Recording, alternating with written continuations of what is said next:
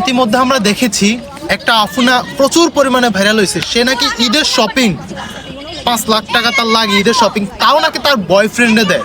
ঠিক আছে, আমি মানে জাস্ট ছেলেদেরকে একটা কথাই বলতে চাই, তোরা জীবনে কি করলি? এই মাইয়া ফ্রিল্যান্সিং করি, ইমোতে ফ্রিল্যান্সিং করি,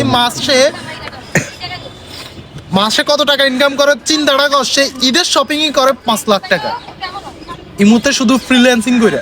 আর WhatsApp, Messenger, TikTok, Instagram, otherwise সব সোশ্যাল সাইট তো বাদই দিলাম, শুধু ইমোতে ফ্রিল্যান্সিং করে সে ঈদের শপিং করে 5 লাখ টাকা।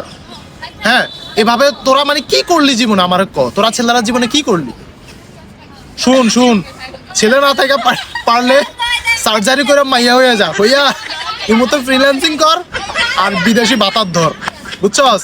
ওই আমেরিকান দুই একটা ওই কি জানি বলে এটারে কাস্টমার ধর, ধরা তোরা পারলে একটু শপিং টপিং কর, বুঝছস? R15 ভার্সন 3, আদারওয়াইজ একটু শৌখিনতা কর, শৌখিনতা উড়া, জীবন শখ উড়া। কি করলি জীবন?